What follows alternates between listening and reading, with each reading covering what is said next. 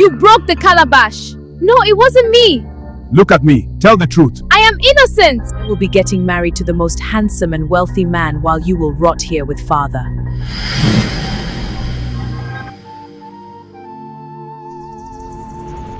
Inside Umueze village, where two sisters lived with their father, the great warrior Okonkwo. The older sister was named Adaeze, meaning daughter of the king, for she was beautiful beyond measure, with skin like palm oil and eyes that shone like the morning star. The younger sister was Nkiruka, meaning the best is yet to come, and though she was plain in appearance, her heart was pure as fresh rainwater. Their mother had died during childbirth with Nkiruka, and from that day, Adaeze's heart grew cold toward her younger sister. She blamed Nkiruka for their mother's death, though Nkiruka was but an innocent child. Their father, Okonkwo, loved both daughters equally, but he was often away, leading hunting parties into the deep forests or settling disputes in neighboring villages. In their compound stood their father's large mud house with its thatched roof, and beside it, a smaller hut where the girls slept. Between the houses hung their mother's special calabash, the one she had used to fetch water from the sacred stream. It was decorated with cowrie shells and palm fronds, and Okonkwo had sworn that no one should touch it except during the New Yam festival, when they would honor their mother's spirit. One morning, as the cock crowed and the village began to wake, Adaeze called to Nkiruka, "Sister, father will return today from the Igwe's palace. I heard he is bringing suitors to see me. You must help me prepare." Nkiruka smiled, though her heart was heavy. She knew that once Adaeze married, she would be left alone with their aging father. Still, she loved her sister, despite how Adaeze treated her. "Yes, sister, I will help you." They worked together that morning.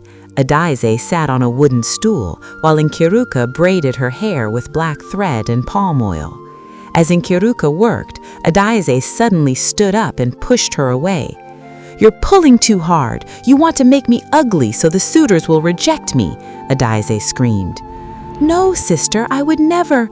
"You have always been jealous of me. Since the day you killed our mother coming into this world, you have wanted to take everything from me." Nkiruka's eyes filled with tears, but she said nothing. She had heard these words many times before. She simply picked up the comb that had fallen and continued her work in silence. That afternoon, Okonkwo returned with two young men from a wealthy family in the next village. They wore animal skins around their waists and coral beads around their necks. They had come to see Adaeze, bringing yams, palm wine, and kola nuts as gifts. The meeting took place in their father's house, which had mud walls decorated with white chalk drawings.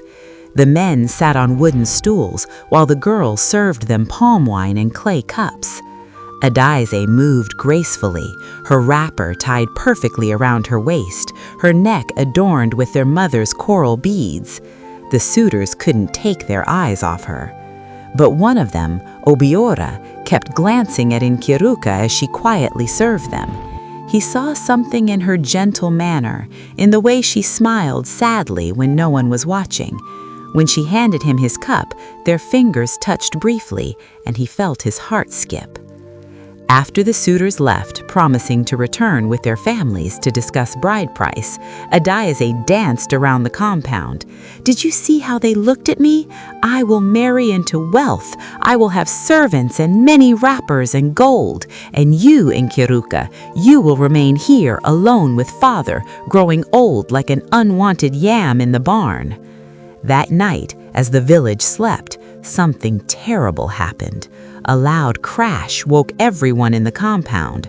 Okonkwo rushed out of his house, carrying a burning stick for light, and there on the ground lay their mother's sacred calabash, broken into many pieces.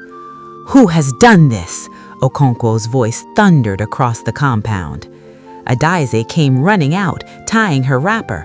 "Father, father, I saw her. I saw Nkiruka break mother's calabash." Nkiruka emerged from their hut, confused and frightened. "Father, I did not—" "Liar!" Adaeze screamed. "I woke up to get water and saw you standing here. You threw it down in anger because the suitors came for me and not for you." "That is not true." Nkiruka fell to her knees. "Father, please believe me. I was sleeping. I heard the crash just like you did."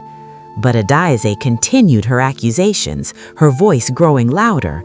"She has always been jealous of me. She wants to bring misfortune upon our house so the suitors will not return. She wants me to suffer as she suffers."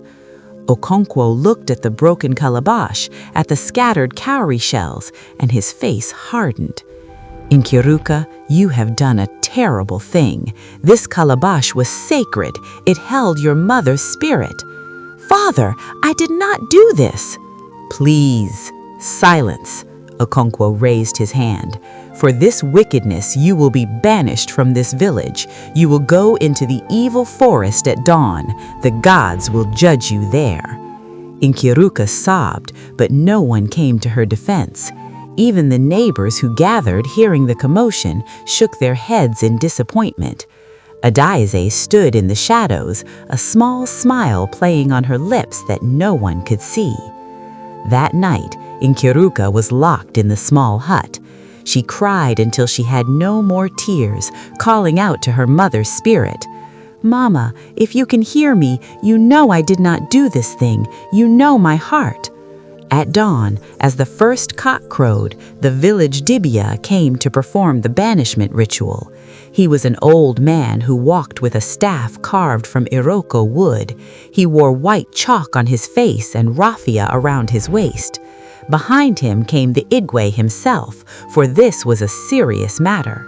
The Igwe's palace was the largest structure in the village, made of bamboo sticks and mud, with a high thatched roof. He wore a leopard skin across his shoulder and carried an ivory staff. His face was grave as he addressed Okonkwo. "Are you certain of this accusation, Okonkwo?" "My daughter Adaeze saw her with her own eyes, my Igwe."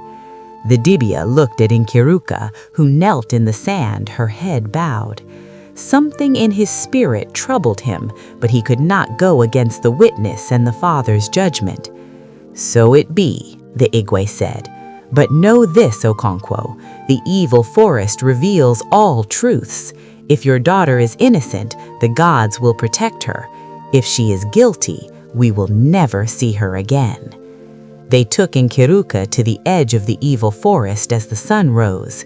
The forest was dark and thick, with ancient trees whose roots twisted above the ground like snakes. No one entered that forest and returned. It was where they threw away twins, where criminals were abandoned, where abominations were left to die. As they pushed Nkiruka toward the forest entrance, she turned one last time to look at her father. "Father, I forgive you, and sister, I forgive you too, though you have done this evil thing to me." Adaeze looked away, unable to meet her eyes. Nkiruka entered the evil forest, and the darkness swallowed her. For many days she wandered through the forest, eating wild fruits and drinking from streams.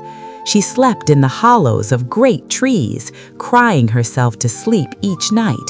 She grew thin and her wrapper became torn, but still she survived. Something protected her, perhaps her mother's spirit, perhaps her pure heart.